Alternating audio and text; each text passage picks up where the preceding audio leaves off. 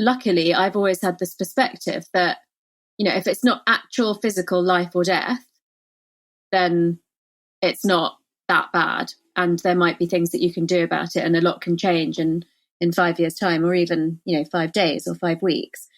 I guess I'm very privileged that I've had that perspective, but I would say that because we get so caught up in our own emotions, that even when I do an exercise with someone, like they say, like, I'm going through this terrible situation and I can't cope with it, I say things like, well, what would you advise your sister if your sister was in that situation? Because that's still someone that you really care about, but you have one level of separation from being in the situation yourself. And, I do also like that question, like, how much will this matter in 5 years' time? Because you can take out about 50% of the things that people are worrying about with that question. I'm Srini Rao, and this is the Unmistakable Creative Podcast, where you get a window into the stories and insights of the most innovative and creative minds who've started movements, built thriving businesses, written best-selling books, and created insanely interesting art. For more, check out our 500-episode archive at unmistakablecreative.com.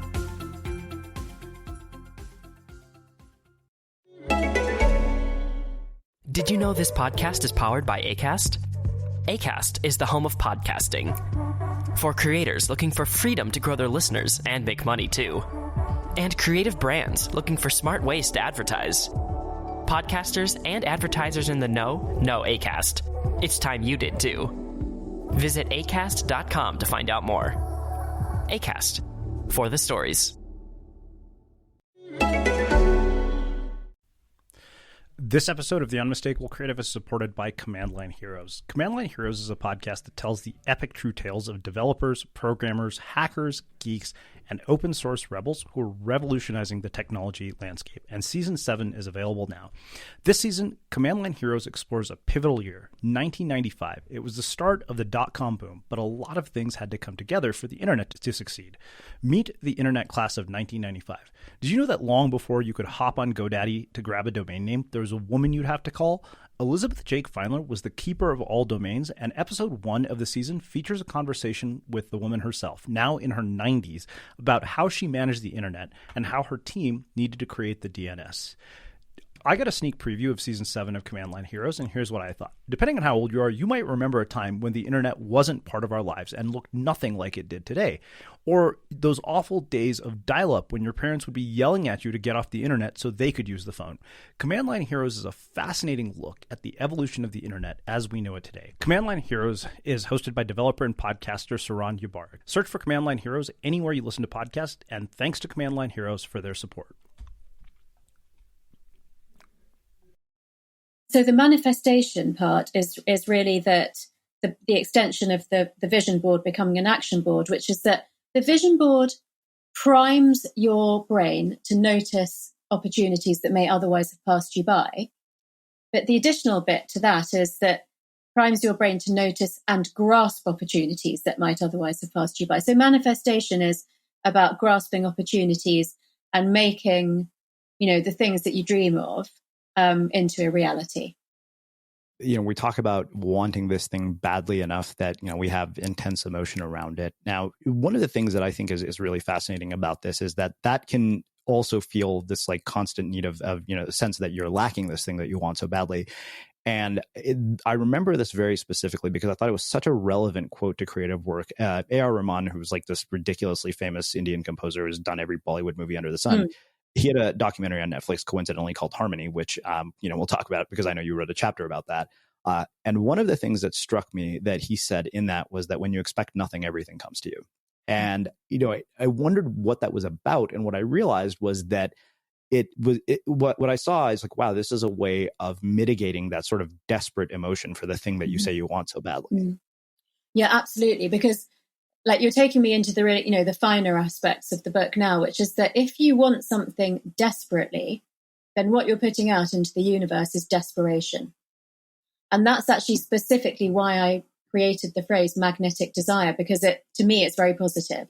It's magnetic. It brings things to you. And, it's a desire rather than a desperate need. That's very important.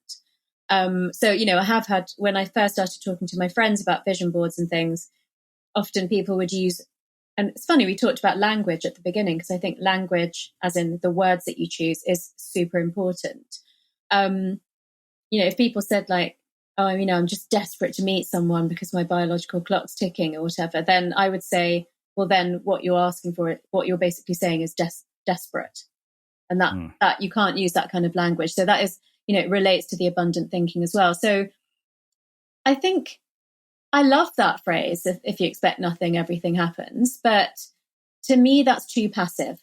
So understanding how the brain works, I would think, some people could be happy with that, but there are some things that I wish to achieve. There are some, things that I wish to leave in the world, the impressions that I wish to have on people. And I'm simply not prepared to just say, well, I won't think about it or do anything about it, and all of those things will happen. I don't believe that. And I also don't believe that he actually hasn't worked. I was going to say, really I'm thinking to myself, wait a minute. No, my guess is that's a philosophy, not a way of behaving, because you look at his body of work, and apparently, I remember his biographer said that it would be impossible for you to go through everything that he's done, even if you spend a year listening to nothing but his music. The guy has sold more albums than Britney Spears and Madonna combined. So I don't think it's his work ethic isn't, working like crazy, but I think it was more about detachment from, what could happen, because the guy didn't even start out with the intention of doing what he's doing. He apparently was writing jingles for commercials, and somebody found out about him.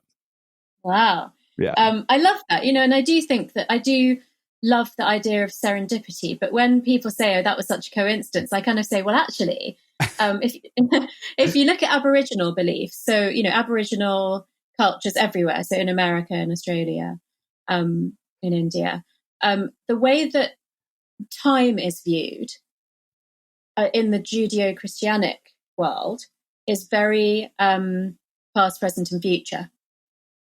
In Aboriginal cultures, it's more like concentric circles. And so they don't believe in coincidence or serendipity. They believe that it's because we view time in the wrong way. So when you think like, oh, isn't it amazing that I was just thinking about that yesterday and then you and I spoke about that today? Well, it's not amazing. It's because I've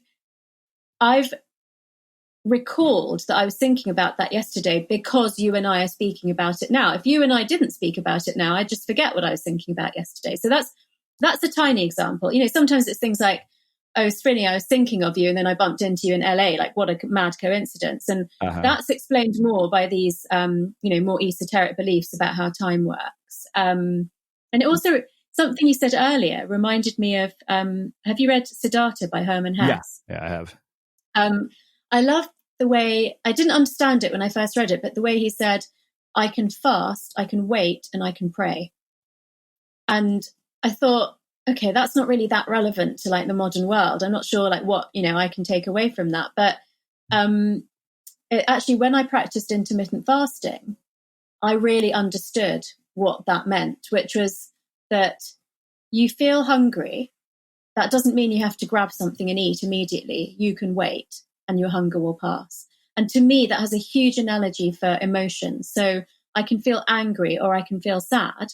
That doesn't mean I have to grab a bottle of wine or like download all my emotions onto someone else. I can wait, and I'm not going to feel that bad this time tomorrow.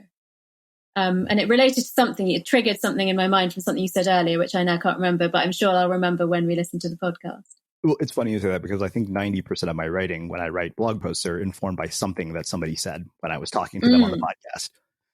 Cool.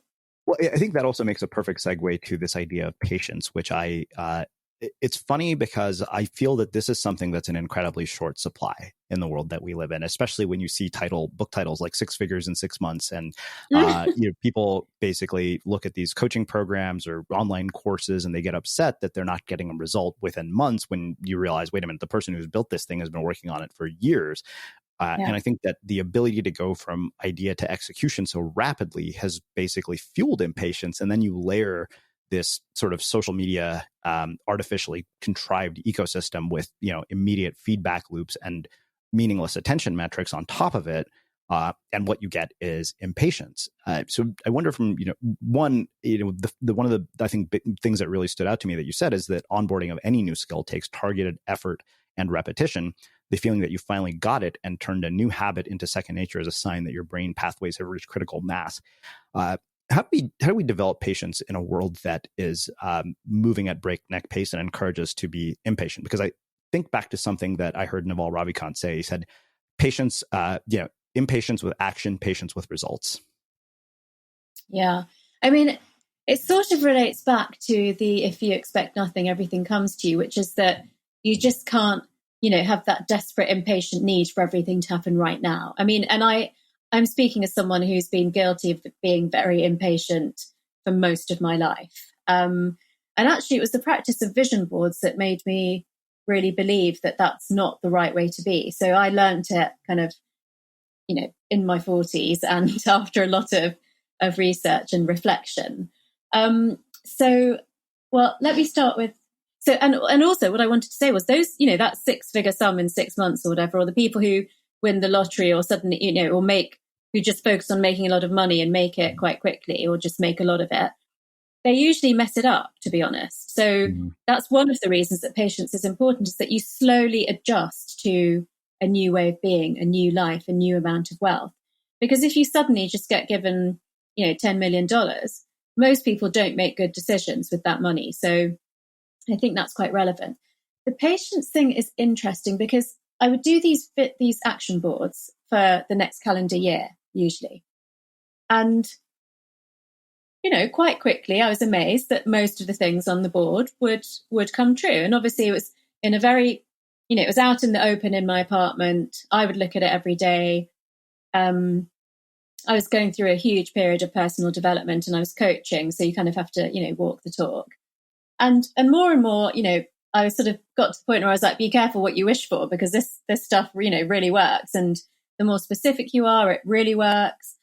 And then there were a few things that they'd happen like after 18 months, not after a year or at the end of the next year. And I sort of became okay with that because I thought, well, not everything has to happen in the next year. And I see that the things do happen eventually. And I found that really comforting. I think one of the reasons we're impatient is that we think, well, if I don't have it now or it doesn't happen soon, it's never going to happen. But that's not actually a fact. So, a lot of what you've spoken about with data is that we get data gets derailed, logic gets derailed by emotion. So It's kind of like, I really wanted to start up my own business this year or take my business to the next level this year, but it didn't happen, or that event didn't work out. It's about understanding that maybe it will work out in the future. Maybe it will just take a bit longer than you thought. And it does relate to that. I can wait, I can pray, I can fast kind of thing. And so I had a funny example of that recently. So a few, because my friend who's a professor of neuroscience, we did a sort of check-in at the end of 2015. And he said, you said that this year on your vision board, you were going to find husband number 2. And it's December, it's mid-December, and that hasn't happened.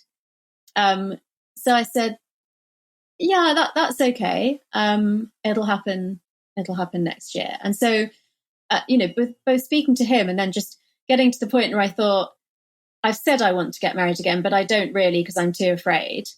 I thought, okay, this time I'm really going to go for it. So I made my vision board in December 2015, and I found this big picture of an engagement ring in the Financial Times. So I put it top left on the vision board. And then I found this quote that I just liked. I don't normally put writing on my boards, but it said, joy comes out of the blue. And in February 2016, so like just 6 weeks later, I met my now husband on a plane in the sky, which is out of the blue. And, later that year we were engaged. And so I did go back to my professor friend and say, well, I have now found husband number 2. And it just tipped, 1 month into the following, 1 month and 2 days into the following year. So what do you think of that? And he was like, it's amazing, Tara. And he was sort of said, that is, because he said when it got to the end of that year and you hadn't, I just thought, well, she's going to give up on that now. And then, funnily enough, that there was something about that ring. It wasn't that I specifically wanted that one. I was very happy with my engagement ring, but there's something about the color of a stone of the ring that was on my vision board for 2016 that this year I thought, I'd really like a piece of jewelry in that color. And then we went to Australia. I went on business. My husband came with me, and I read the news that these, mines that produce stones of a certain color were closing down. And I sort of said, we have to get one really soon because the mine's closing down and there won't be any left, and then the price is going to go up. And my husband was like, oh, I don't know, let's have a look maybe when we go to Hong Kong. And then in Hong Kong, we didn't have a look. And I thought, he's just putting me off, and he doesn't want me to have this item. And I still keep my vision board from 2016 next to my bed because it's the one where my life really changed. Uh-huh. And I got into bed one night and I said, oh, well, that stone is on my vision board from 2016. So I don't have to worry about it anymore because I know it's going to happen. It's just taking more time. And 2 weeks later, he gifted me the thing that I'd been nagging him about for months. So you could say that I had definitely suggested very strongly that that's what I wanted. But, I hadn't got it from 2016 to 2019. Yeah. And that's a very material thing. But there are other things like that are less tangible examples to give you that they've just happened the following year. So, if you have parents, a significant other, just put pictures up of whatever you want all over their house. All over their house, keep mentioning the word and say kind of, make a sentence and then just insert the word pink for no particular reason and see what happens. So, you go into this idea of the genesis of the source and you say we become heavily biased in favor of logic when it comes to making decisions and measuring success. This is often at the expense of our deepest wants and needs. The key to maximizing the source is to allow each of the neurotransmitter pathways of the brain to fire up while maintaining a level of balance and counterbalance between them with constant feedback of information and allowing us to adjust the levels of our neurotransmitters and outputs from each pathway. The reason that struck me in particular is you're a business owner. If you don't look at your metrics, in my mind, metrics are this sort of double-edged sword, right? Clayton Christensen wrote this beautiful book called How Will You Measure Your Life?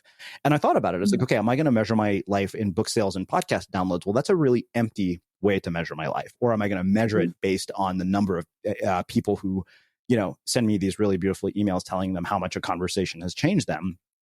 And yet, at the same time, if you're running a business, metrics matter. So how do you balance those two things?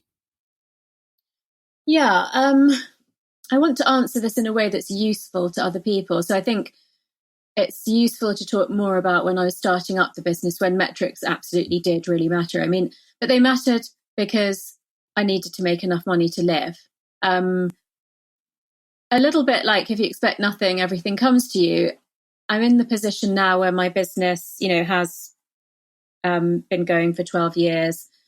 I get word of mouth referrals. I have a buffer in terms of finance. So, there's a lot of things, like philosophies, as you've said, that are easy to say when you've already achieved some of the basic things that you need to. I always said, though, from the beginning that, yes, of course, I measured, I did financial forecasts and I measured the amount of, the revenue and the profit. But I always said that's just a measure. It's one measure of success for a business. It's not the reason that I do what I do. I think, and I'm guilty of this too, because I travel like crazy and I work really hard, that we don't measure things like, am I still enjoying what I'm doing?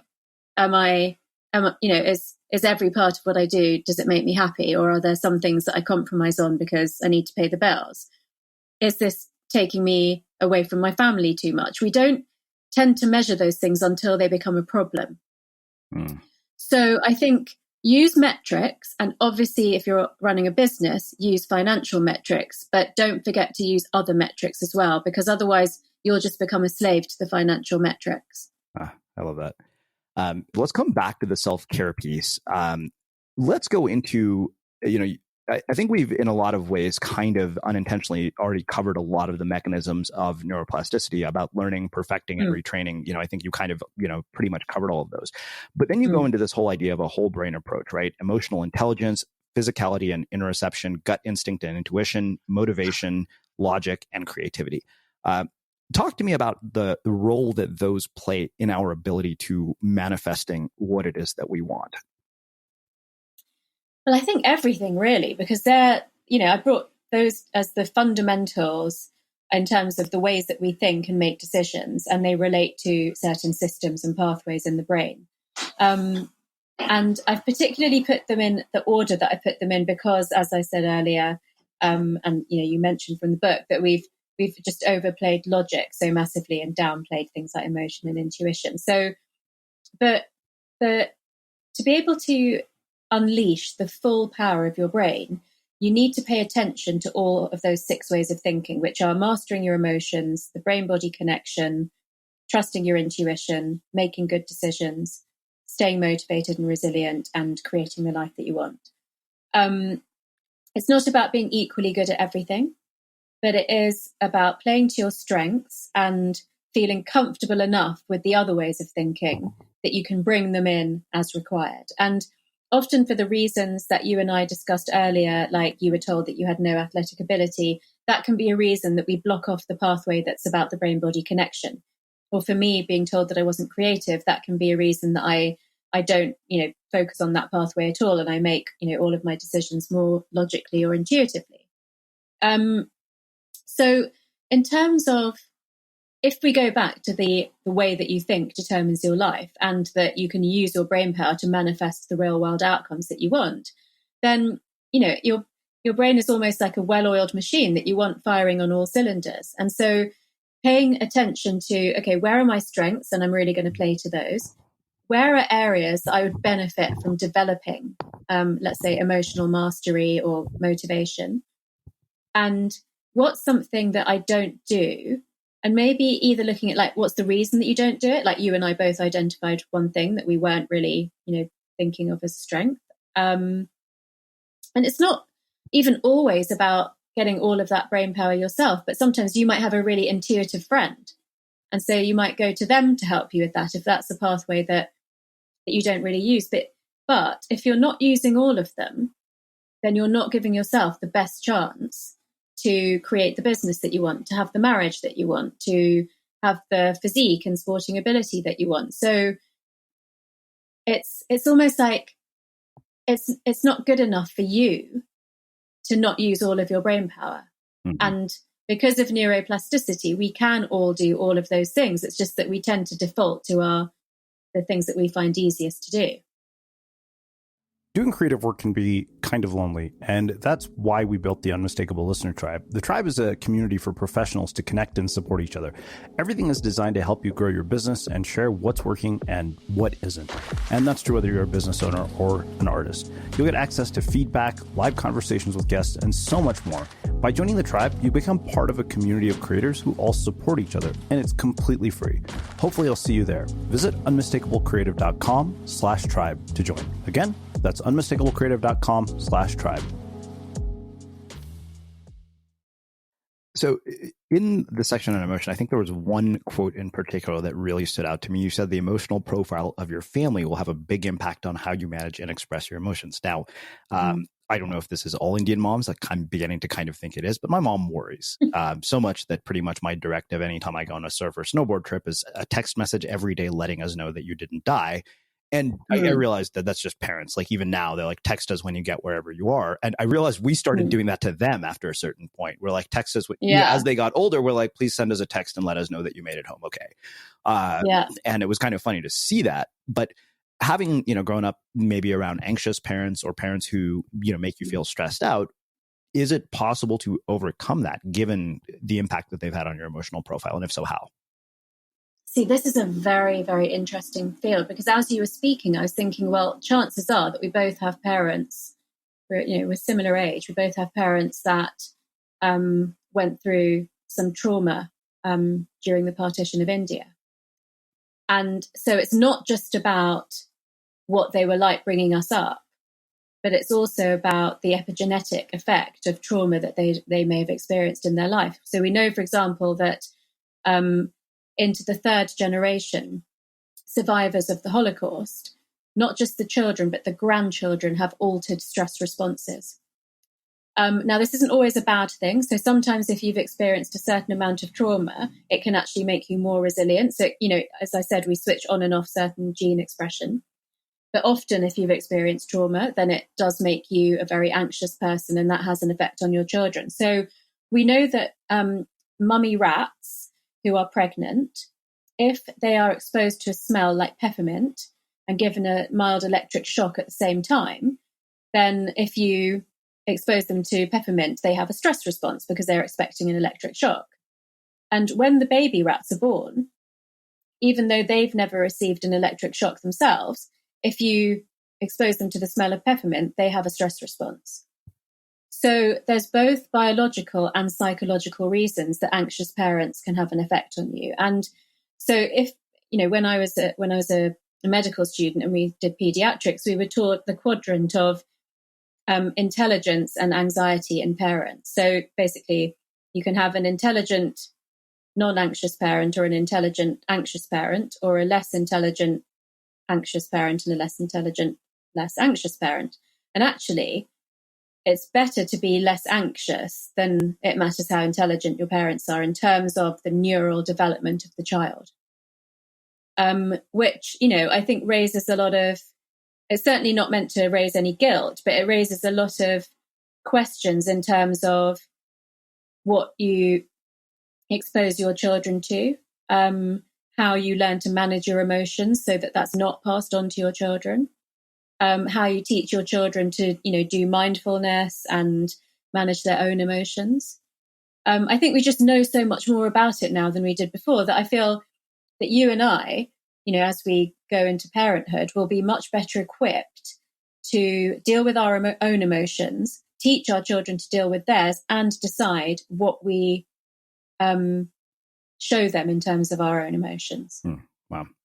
So in the next section, you get into this whole idea of physicality and interoception, and you say that energy is essential to maintain our ability to stay self-aware and manage our emotions, keep motivated when we're tired and distracted, rely on our intuition, and when we don't know who to trust, bring out-of-the-box thinking into our life when we're in a rut, and decide to stick to our life goals when the going gets tough.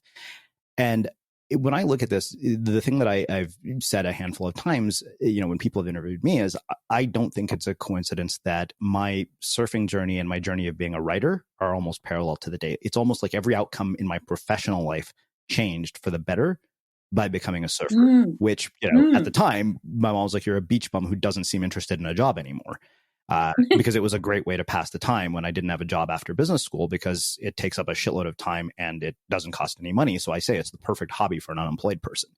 But it also made me incredibly happy during a time when I should, most people wouldn't have been. So, what is happening there? Like, why is it that, when people do things like these action sports, like I can tell you, I don't surf or snowboard for the exercise. Those are just convenient fringe benefits. I do it for the flow. Totally. I'm so with you on that. I had an insight into that myself. I think because you and I, for all sorts of reasons, but, the cultural thing, the parental expectation, the education, we're very much in our heads. And, so are probably most of your listeners and all the people that I work with. And so, and we're used to solving problems, we're used to dealing with mental challenges, but we haven't been so well trained at dealing with physical challenges. And I remember I did ski as a child, but then I didn't ski for over a decade when I was in my first marriage. And so I came back to it as an adult. And I remember not falling, but just sitting down on the side of a black run after a few falls and thinking, I'm done. I'm exhausted. I'm cold. I'm not enjoying this anymore. And the people that were with me saying, like, get up, come on, we need to go. And thinking, if I get up now, like the angle that I'm on, I'm just going to hurtle to my death. But then after a while thinking that I can't exactly sit here forever. And then just having this massive insight that this is what I demand of my coaching clients. I ask them to make these huge changes, take risks, learn new things, push themselves out of their comfort zone. And I don't accept anything less than the best. And it really hit me that, the physical and mental analogy is such a good one. So I think for you that it's been a way of exploring some territories in your mind that maybe would be too confronting to do by going to psychotherapy or, having coaching. Yeah. And maybe wouldn't actually get you to the same point necessarily. That you've used your body which I also think was a pathway that you were a bit cut off from because you were told you didn't have athletic ability, to basically do therapy for yourself. Interesting. Well, let's get into this idea of intuition. I think there was one section about trusting your gut that really struck me. You said the gut isn't a second brain. It houses the enteric nervous system, which is one of the main divisions of the body's autonomic nervous system, which is one of the main divisions of the body's. And it works unconsciously in much the same way you breathe and your heart beats with any intervention from your conscious brain. And I think the reason that really struck me was because I had a really, really bad case of IBS when I was younger. And that was actually the main reason I ended up sticking to surfing, because I think it really helped with that. And the other thing you said is that a staggering 90% of the serotonin that works primarily in your brain is produced in the gut. So I remembered that story from the first time I caught a wave, but also something Danielle Laporte wrote in one of her books, where she said she had this story about a Japanese business executive. Anytime he made a decision, he would do it after a meal. And if the meal went down okay, it would be a yes. If it didn't, the answer would be no. Oh, wow. I've never heard that before. I love that. So with that in mind, one, can we basically improve the condition of the gut to have better, serotonin levels? And if so, how? Well, so this is another very emerging and interesting field, which is about the gut microbiome. And so when I was writing the book, I wanted to write a chapter on taking the physical care of your gut. And I wanted to write a chapter on intuition. And then I had this crazy idea to put them into one chapter. And I'm so glad that I did, because actually the research has really gone in that direction to show how connected they are. So basically, if your gut is not in good physical condition, then that gut-brain interaction doesn't work as well. And your access to your intuition will actually be clouded. And so we've known for a long time about the neural connection between the gut and the limbic system, which is the intuitive part of the brain. But now we know that there's actually a three-way transmission between the gut neurons, the limbic brain, and the gut microbe, the bacteria in your gut. So there's that nerve connection, and then the gut bacteria separately signal to the neurons in your gut and to your brain through cytokine transmission, which is release of chemicals into the bloodstream. And so for all sorts of reasons in the modern world, antibiotic use, stress, alcohol, we've reduced the diversity of our gut bacteria. So I can't remember the exact number offhand, but compared to when we lived in the cave, we have X hundreds of times of less diversity of gut bacteria than we used to. So basically so the simplest thing is to take a good quality probiotic for a month and try to replenish your gut bacteria by eating a varied diet with fermented foods and the prebiotic type foods. And then to, avoid stress, alcohol and antibiotics, and then really work on honing your intuition through journaling. So yeah, it's a growing field, but there's some really exciting research about physical gut health and the brain. And actually, it's the research takes it even further to the communication or the connection between your bone marrow, your immune system cells, and your gut microbiome. So, our immunity, our brain health, and everything that comes from that, which is our ability to manage our emotions, access our intuition, everything else, are intimately connected. We don't know enough about it yet, but it's a really, really exciting field. And so, especially if you've had IBS, I would definitely focus on, doing some kind of cleanse and then using probiotics and, doing some food exclusion and things like that. Hi, I'm Roshan. I've been listening to the podcast for the past 4 years now. I find that the quality and diversity of guests on it is really hard to match. There's even a few conversations from around 3 years ago that hit me so hard, like the interviews of Ted Rice, Rima Zaman, and Dave Munson, just to name a few, that I can remember exactly where I was and what I was doing when I was listening to them. I joined the Unmistakable Tribe on the Mighty Networks app because I thought it would be a chance to meet other listeners. It's definitely been that, but it's also been a lot more. People share their stories and their amazing work on the app, which is a real source of inspiration to me. It just helps to remind me of all that's possible when you persist with a creative habit, whether or not you're famous. Also, I think being a part of the tribe feels quite different to being on Facebook. On Facebook, I find that too many posts leave me with a sense of feeling less than, or frankly, just don't interest me. With the tribe, though, I just check in to see if there are any posts that look interesting to me, and then I just leave without spending ages on it. Using the app is a simple way to connect with other human beings who have similar interests, as well as learn about cool stuff. Recently, for example, Milena, the lovely community manager, set up a co-working meetup. I tried it out for a task I'd been putting off, and I found it to be really productive. If it sounds like your kind of thing, I definitely recommend trying it out. You have nothing to lose. Look forward to seeing you there. Just visit unmistakablecreative.com/tribe to sign up and learn more. And I look forward to seeing you inside our new Mighty Network. Let's talk about motivation. I think that this is fascinating to me. You know, you say that having a strong sense of purpose correlates with well-being. It ensures we're goal-directed, motivated by a desire for a particular outcome that gives us the tenacity to keep going.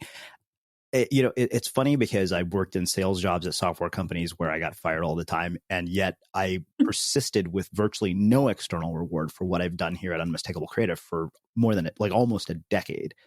And so I wonder, what is that about? Like, is it purpose that leads to that? Like, are we much more, and is it a lack of purpose that leads to such poor performance in the working environment? Yeah, well, you mentioned that you ski and that you surf and snowboard for flow rather than for physical exercise. So when we're aligned in terms of our meaning and purpose, basically when we're in integrity, when we didn't go into it too much, but you mentioned harmony when you mentioned that Netflix movie, and I also write about harmony, which is that you must be in internal harmony. So, all of this, I really wanted to do this, but I did that for the money. That's not harmony. And then equally, if you're doing something that's great for you, but it's not great, but you're using child labor or something, then that's not harmony either. And subtler versions of the same thing. So there needs to be that external harmony, but also for us, and people call it head, heart, and gut. I prefer to be a bit more scientific and say physical, mental, emotional, spiritual, that those things all need to be in some sort of alignment. But even if you use the example of the brain, the gut neurons, that needs to be in alignment. And so often logic tells us one thing, but intuition tells us another. Mm-hmm. And because of all the things that we talked about previously, it's really important to listen to your intuition, because that's coming from the core of you.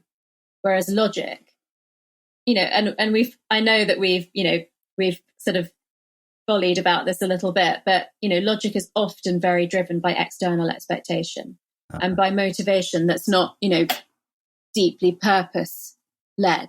And I love the Japanese concept that I mentioned in the book, Ikigai, which is your reason for waking up in the morning. Your why I do what I do. So it's funny, right? We're talking about perspective and you mentioned logic. And I noticed the only part of the book that I actually don't have any other notes from other than the header was because I knew I was going to have this conversation is logic, which is a strange coincidence given our conversation.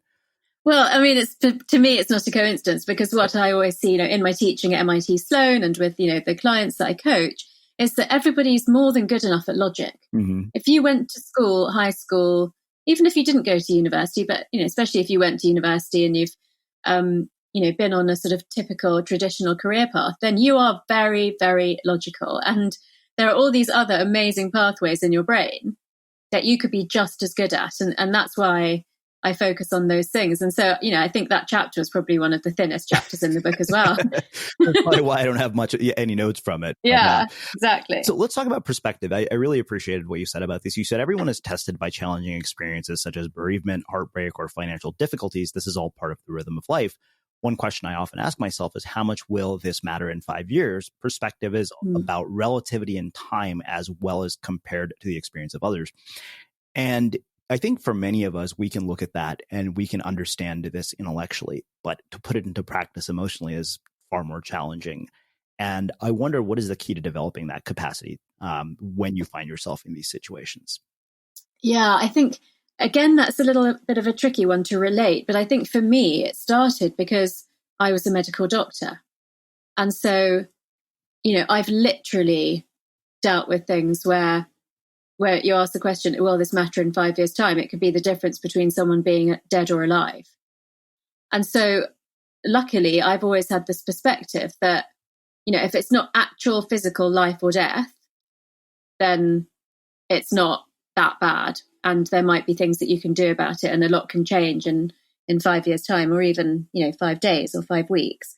So I guess I'm, very privileged that I've had that perspective. But I would say that because we get so caught up in our own emotions, that even when I do an exercise with someone, like they say like this terrible thing, I'm going through this terrible situation and I can't cope with it, I say things like, well, what would you advise your sister if your sister was in that situation? Because that's still someone that you really care about, but you have one level of separation from being in the situation yourself.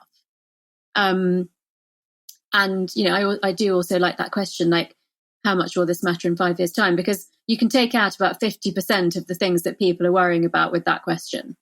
Of course, there are some things that will matter in 5 years' time. And, I think a really obvious one with my female friends and the female readership of the book is something like fertility. Yeah. That could really matter in 5 years' time. So it comes back to being much more about how you cope with the thing than the thing itself. And that's really, a lot of what the book's about. So I think, things like the Master Key system and Think and Grow Rich, what they're really about is you having mastery over yourself and becoming resilient. It's not about actually getting everything that you want in your life, or that you think you want now, because you may not want them in 5 years' time. Yeah, it's funny you say that, because I definitely am not living the life that I wanted when I was 25 or when I was 30. I think if the 25-year-old version of me saw how this had all turned out, they'd be like, what, you traded in our, shot at the corporate office for a wetsuit? Yeah, exactly. And so could your, yourself in your 50s or 60s could say something very similar or something very different. You just don't know. Yeah. So, that really also brings us to what we hear a lot about, which is being present, being in the moment, kind of, enjoying the now and not worrying too much about the past or the future. So let's talk about creativity and raised awareness. Obviously, it would be weird for us not to address what you've written about creativity, given the title of the podcast itself. You say, once we give ourselves permission to open up and play with lots of potential ideas and possibilities, creativity rewards us, enabling us to spot opportunities in unlikely places. It means we can sense when to take a chance and when to question or pursue something. It helps us hone a strong intuition, giving us the flexibility to recognize possibilities that might bypass us otherwise. I think for me, when I think about the creative capacity I've developed, it's largely been because of exposure to so many ideas. Like I always jokingly say, I don't really know anything. I'm just a, accumulation of people's ideas, people who are much smarter than I am.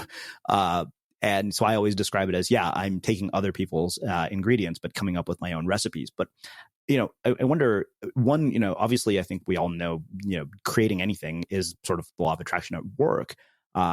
What has your research shown about this, and what happens to this as we get older? Like, why is it that we see sort of a more, I know school is partially to blame for this, because I remember even in the Naval Ravikant podcast, he said, the education system, unfortunately, replaces curiosity and creativity with compliance.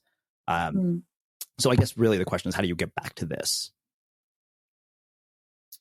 Yeah, I think it starts with a bit of a redefinition of what creativity is. So I think, one of the reasons that I struggled with this is that I held on to the definition of creativity being about art, or being in, industries like film or dance, or,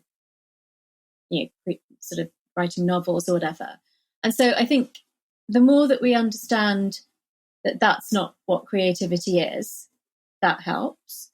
And the redefinition that I've tried to put forward is that it's about thinking differently. It's about thinking out of the box. It's about imagining a different reality or the future, and applying, either things that to a different reality, or taking completely new and different thinking into your current reality. So it's much more about that. curiosity and playfulness are huge parts of it. So we don't really usually allow ourselves time to do that. So I think, when you've been surfing and you're in flow, you've allowed yourself more time than the average person to think more creatively and therefore be more innovative. So, I've how I've put it in the book is that you've created your life so far. You've created your home. You may have created some children. You can create a welcoming atmosphere when people come to your house. And so to focus on areas that you have been creative rather than to think that gets squeezed out of you by school and your job and to make time for it, like things like singing. It's always sort of, oh no, I can't sing. Well, actually, it doesn't matter if you're in tune or whether you're very good at it or not. Actually, just singing you can just do it for the pleasure for yourself. And, we know that there are benefits for people who express themselves in that way. So I think creativity is about that expressive outlet for you, whatever it is. So your surfing is creative, but not everybody would see it that way. Introducing Pendulum Glucose Control, a patented medical probiotic that's revolutionizing the dietary management of type 2 diabetes and improving metabolic health. Pendulum Glucose Control has been clinically shown to help manage blood glucose and A1C levels by unlocking the power of your microbiome. Pendulum's unique DNA sequence strains can't be found in any other probiotic or supplement. Visit pendulumlife.com for product details and use code SAVE20 to save $20 on your first order. So, have you ever downloaded a file to your computer and drove yourself insane trying to find it? It's a bit like tearing your whole house apart to find your keys, only to realize they were in your pocket, except you never actually find the files. I don't know about you, but this not only drives me crazy, but it causes me to waste a ton of time. No matter how many Dropbox folders you set up or how you organize your files, somehow the system just falls apart. You kill your productivity just looking for stuff. So a few weeks ago, I learned about a new tool that helps you organize everything in one place and find the content you need 10 times faster. It's called Charlie.ai, and it automates your ability to organize files and find them. And now I use it for everything, from storing invoices to contracts, and I can find whatever I'm looking for in seconds. And in the spirit of transparency, I love this product so much that I asked the marketing director at Charlie if she'd bring me on as an advisor. Charlie.ai is like a real-life assistant for your content, but with the power of AI. And you can try it for free at charlie.ai/podcast. Again, that's Charlie, spelled CHARLI.ai/podcast. This episode of The Unmistakable Creative is supported by RemoteWorks, a podcast that tells extraordinary stories of teams that made the shift to flexible working. If there's anything that last year taught us, it's that the way we work has changed forever. And in each episode of RemoteWorks, host Melanie Green tells an insightful story about how people and companies are adapting. She talks about the very problems that all of us are dealing with. Last season, in Preventing Burnout, people learned about the challenges and rewards of working remotely during the pandemic. Now, I don't know about you, but I have definitely felt that there are days when I am burned out, and sometimes I don't even know when I'm done working because it's all I do. A recent study found that 75% of workers have experienced burnout, and 40% said their burnout was a direct result of the pandemic. But what if we don't know the signs of impending burnout? You'll hear firsthand from someone who has been through burnout, as well as get expert advice on how to recognize it and what you can do to prevent it from happening. In this season, RemoteWorks explores several other topics related to the new world of work. For those of you who are baseball fans that are missing those days of eating overpriced hot dogs and drinking oversized beers, they pull back the curtain at Major League Baseball for a glimpse of how America's most beloved pastime is working remotely. You'll hear how the MLB has had to adjust just about everything that they do, from new rules about how we gather to virtual fans in stadium. You'll get to look at how they've embraced this new world of flexible work. I recently listened to the Burnout episode of the RemoteWorks podcast, and here's what I thought. Melanie does an amazing job bringing in diverse perspectives from experts and people who are dealing with the issues these experts are trying to solve. It's basically a combination of great storytelling with practical advice that you can apply to your life or your work. So search for RemoteWorks anywhere you listen to podcasts. Thanks to RemoteWorks for their support. So this is a different kind of sponsorship, but this episode is actually brought to you by my good friend Peter Shallard. He's the founder of Commit Action and known as the Shrink for Entrepreneurs. So why is he sponsoring Unmistakable Creative? If you want to be more productive, less stressed, and ultimately happier and more successful, then you need to hear about accountability coaching. Commit Action pairs you with a dedicated coach to act as your second brain, helping you to break down big goals, prioritize, and execute consistently. A lot of the reviews on TrustPilot describe Commit Action as literally life-changing. And as an Unmistakable Creative listener, you'll get $100 off your first month's coaching when you use Creative100 at checkout. So if you want to become a productivity powerhouse, then go to www.commitaction.com and give it a try. And if you're curious and you want to hear more of Peter's story, he and I went deep in our recent episode about the psychology of highly productive entrepreneurs that went live on May 3rd. Give it a listen to hear his take on all things entrepreneurial psychology. So let's talk about the idea of raised awareness. So the more we experience something, the more we lay down pathways for that connection on our brains through neuroplasticity and increased synapses. And you basically define it, you basically break raised awareness down into these areas: roles, secrets, beliefs, values, and boundaries. Can you expand on those and what they mean and how they play a role? So raised awareness is basically about taking from non-conscious or subconscious to conscious what's driving your behavior or what has led you to be in the position that you're in today. And so this also relates back a little bit to what you were asking about with the sort of like, the emotional style in your family. Yeah. So things like roles and boundaries and values are generally things that are instilled in you by your family. And so we both talked about being the first child of Indian immigrant parents, and that would have put us into a certain role. And the cultural heritage would have given us certain values. But then, I think I sort of said that the difference between you and I, perhaps because of gender, was that boundaries may have been different for us. Yeah, I realized I didn't have boundaries based on growing up with the mother that I did. Yeah. So, having very loose boundaries makes you a certain type of person later in life. Whereas if you have very, very strict boundaries and, either punishment or humiliation if you cross those boundaries, or you have fear of even going close to that boundary, that makes you a very different kind of person. So it's really about, the premise of the book it's mostly about being forward looking. It's not about kind of, trying to do therapy on yourself, but there has to be some looking at what's created the individual that you are today. And I find that looking at those, like what secrets were kept in your family. So it's, the roles, boundaries, the values, and secrets, and a few other things that they can be really important things. So a big one that I hear people talk about is, we didn't talk about money in our family. But funnily enough, these people often end up being financial advisors or bankers. So it's interesting that may have driven people into a certain career, but it's so unconscious that the more we can raise our awareness of why we've chosen certain things, the more that we can release sometimes terrible amounts of stress. We can stop fighting a fight that we don't need to fight anymore. And we can make, new decisions about what we really want to be doing and how we want to be living and how we want to be feeling as a human. Wow. Well, I want to bring this full circle with the section on self-care, because I think that you dedicated an important part of it. And I think in a lot of ways, I see it in myself often. I see it in our culture that this is, I think, one of the areas that is under threat because we're so goal-driven. Like if you go to Medium any day, and I know that I contribute to this, it's, productivity hack after productivity hack. It's, people eating Soylent to avoid, spending time eating, which I think is ridiculous because we're Indian and everything we do centers around food.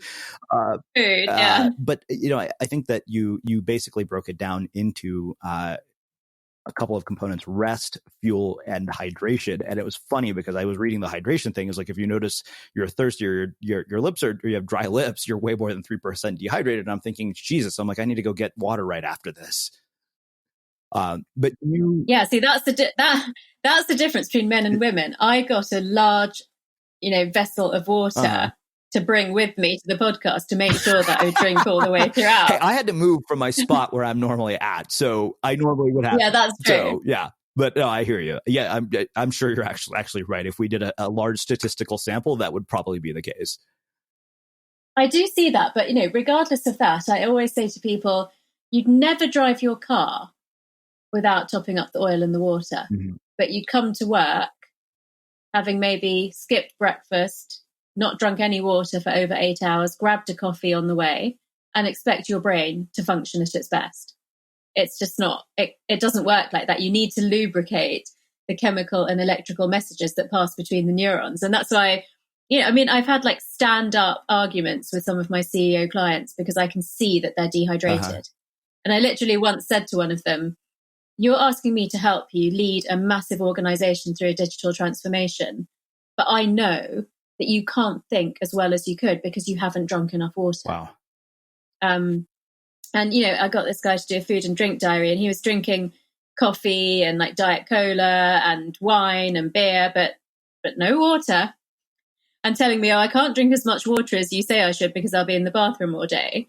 But actually, he was drinking a lot of other liquids. So I won that argument in the end. It sounds like I don't want to have that argument with you because I think I would probably, no. I would probably, like, I'm thinking about just the last 24 hours. I'm like, yeah, I'd lose that argument with you too. Yeah. But it's such a small thing that you can do to improve your, the okay, so let's the functioning of your brain. So in terms of, I wake up at like 5 a.m. or 6 a.m. every day because that's like prime creative time for me. And of course I drink coffee, but I also make a point to grab a big thing of water. So I'm curious, like, is there a certain amount of water? Are there specifics? Like how would you suggest we start the day when it comes to hydration?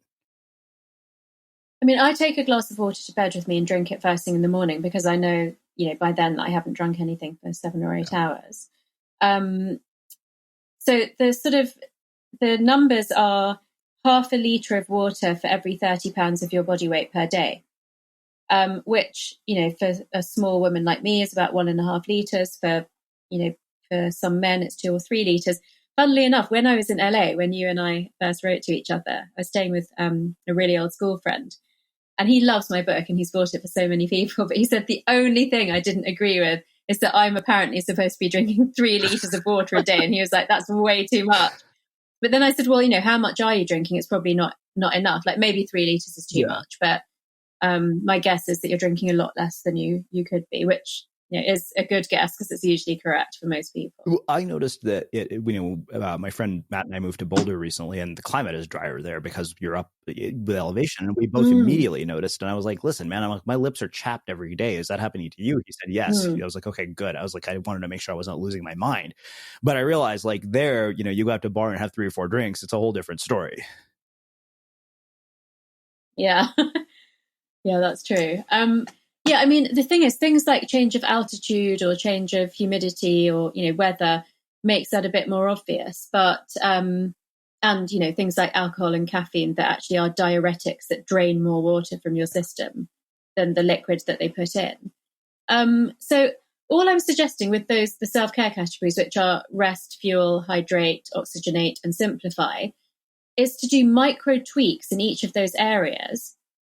So things like, drink an extra glass of water per day, go to bed half an hour earlier, walk 1,000 more steps a day more than you usually do.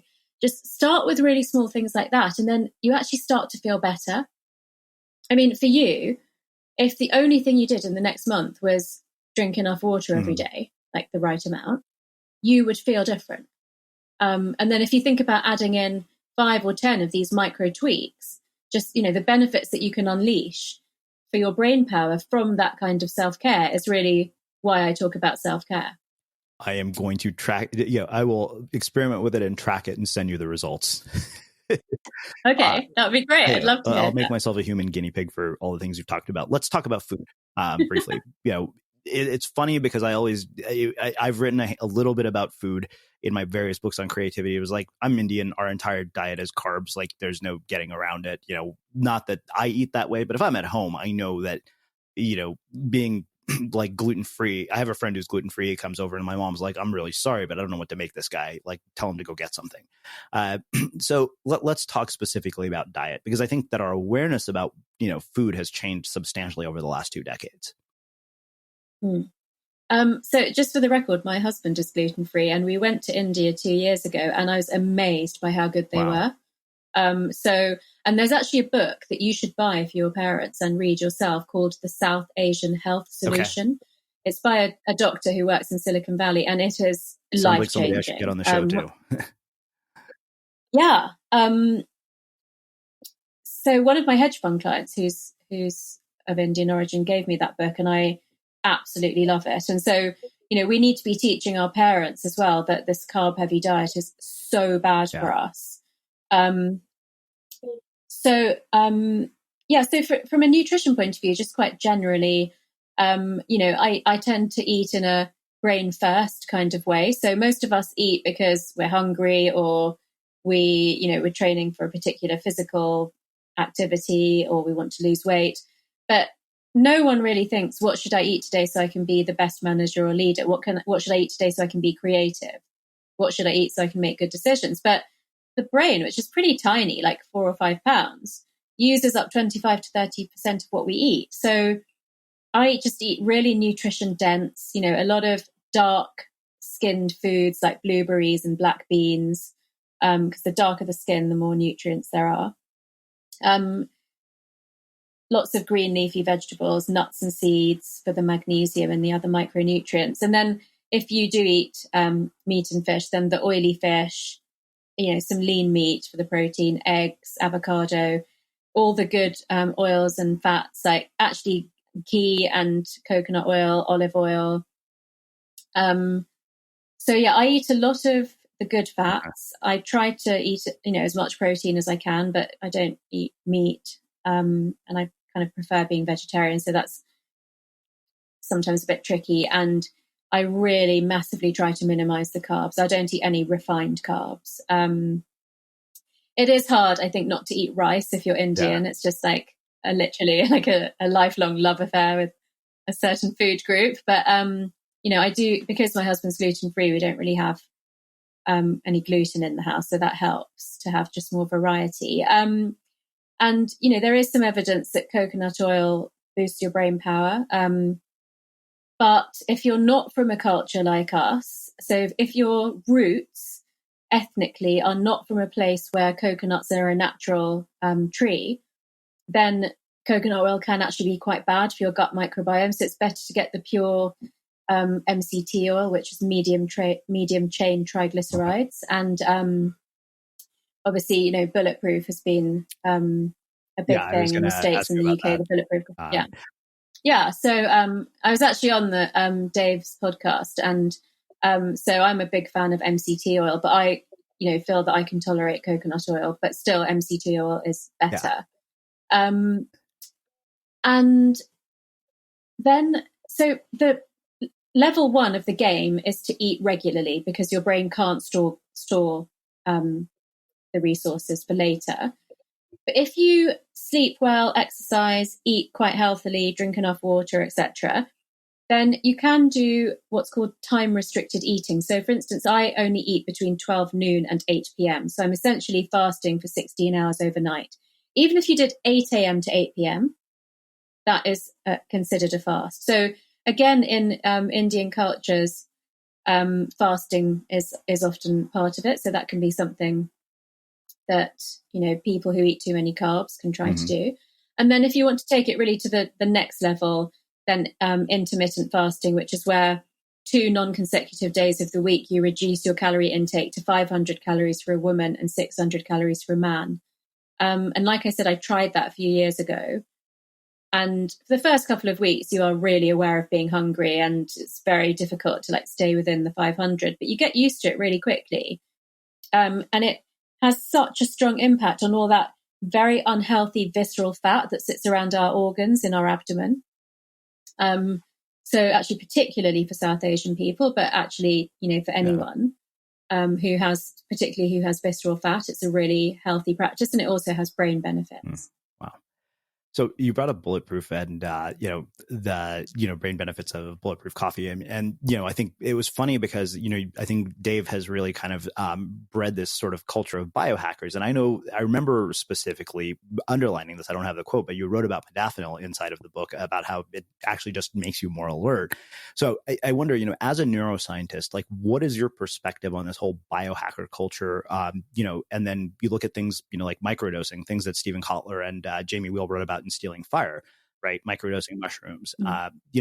like, where is this all kind of an unknown? Because the other thing I remember asking Adam Ghazali, who's a neuroscientist as well at UCSF, about attention, and the consensus on modafinil has always been, I feel like I haven't gotten a straight answer, but I saw what you wrote about it, so I wanted to ask you about it. But not just modafinil, but the sort of biohacking microdosing culture in general. Yeah. So interestingly, Dave's wife and I both have our MCT oil in matcha green tea, which has, hundreds of antioxidants and nutrients in it that are really good for your brain.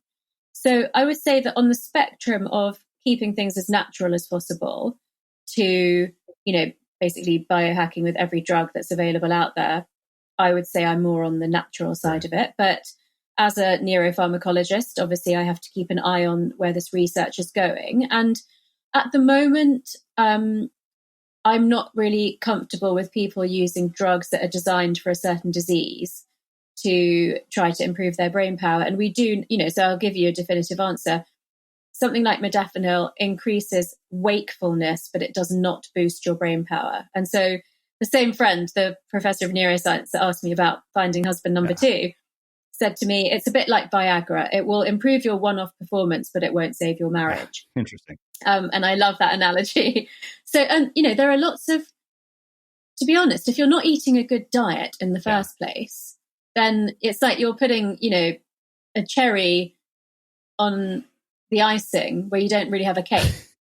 That nutrition dense diet is something that I don't think most people are doing already. And then, the other things that we've spoken about. Then if you want to add in some things like matcha green tea, like coconut oil, like, blueberries, but you really have to eat like 25 to get the sort of cognitive benefits. Then I think, there is a lovely growing field of brain smart kind of multivitamins, which are still all based on totally natural things that just, give you that extra nutrition that you might not be getting through diet alone. And then there's things like microdosing and using these, drugs that promote wakefulness, which, it's the direction that things are going in. So to be honest, if everybody else was doing it, it's a little bit like that drug Limitless. Right. I wouldn't want to be the only person that's not taking it, but I don't want to be one of the first people that tries it, because there's no way I would be asking you this question if I didn't have experience with it. So I was like, oh, wow. Like I remember when I was studying for the GMAT, it was incredibly helpful because I'd come home from work. I think more than anything, though, it was the wakefulness part. I was able to stay up, more than anything else. It was funny because even when I went to Stephen Kotler's Zero to Dangerous seminar and we were talking about flow, and of course, naturally, modafinil came up, and he said, look, he said, we know for sure that the antidepressants, right, like the sort of SSRIs, he's like, those are deterrents of flow. And I noticed that was one of the first things I noticed when I took antidepressants was that when I would catch a wave in the water, the high had diminished significantly from what it used to be. And that was one of the big reasons I was like, okay, you know what, like that was, and then I managed to kick them. And it was strange because I managed to kick them not through a doctor, but gradually weaning myself off. And then I was on a surf trip in India and I was so tired at the end of every day, I forgot to take them. And then I just stopped taking them. And actually, what people forget about that movie Limitless is that in the end, he weans himself off the drug, but finds that he has the power in his own brain to do all of those things. So I was actually going to say to you that, my preference at the moment is to do flotation tank. In terms of, so not just like the short-term benefits, but the benefits that people talk about in terms of things like massive insights and, raised awareness. I'm just preferring to keep it as natural as possible at the moment. But I'm not saying I wouldn't do it because that would be true. Well, this has been just mind-bogglingly cool. I feel like I could talk to you for like 3 or 4 hours. And I have a feeling our listeners are going to want to hear more from you. So I want to bring us full circle and finish with my final question, which is how we finish all of our interviews at the Unmistakable Creative. What do you think it is that makes somebody or something unmistakable?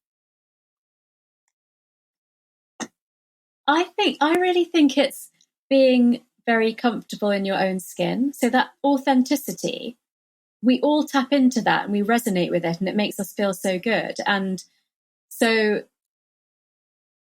partly it's going against the grain, but I think it's having the confidence to go against the grain because you're so comfortable in your own skin. To me, that's the thing that really makes, a strong impact and impression and lingers. And that's what I would consider unmistakable. Amazing. Well, I can't thank you enough for taking the time to join us to share your story, your wisdom, and your insights with our listeners. Where can people find out more about you, your work, as well as the book? Thank you. So the book, The Source, The Secrets of the Universal Science of the Brain, is available at Amazon and Barnes & Noble and other independent booksellers across the US and Amazon everywhere. I am most active on Instagram, Dr. Tara Swart, so Dr. Tara Swart, but I'm also on Twitter, and my website is taraswart.com. Awesome. And for everybody listening, we will wrap the show with that. Thank you for listening to this episode of the Unmistakable Creative Podcast. While you were listening, were there any moments you found fascinating, inspiring, instructive, maybe even heartwarming? Can you think of anyone, a friend or a family member who would appreciate this moment? If so, take a second and share today's episode with that one person, because good ideas and messages are meant to be shared. Acast powers the world's best podcasts. Here's a new season we recommend. My name is Lara Marie Shainhalls, and after the third installment of Sex and the City was canceled, I couldn't help but wonder, what would it look like to save Sex and the City 3? Like how in my version of Sex and the City, everyone's like buying a gun. You know what's harder than being like a 40-year-old divorcee? A 40-year-old divorcee. My guests come with a storyline for each of the four ladies, and then we go back to the beginning and build the movie from there. Miranda adopts an old-ass dog. I just said, what if Samantha is June Squibb? Yeah, I'm always down for a Gen Z Charlotte makeover. And then, of course, I think Carrie would also think the pegging was weird. New episodes are released every Wednesday. You can subscribe on Apple, Spotify, or wherever you listen to podcasts. Acast recommends.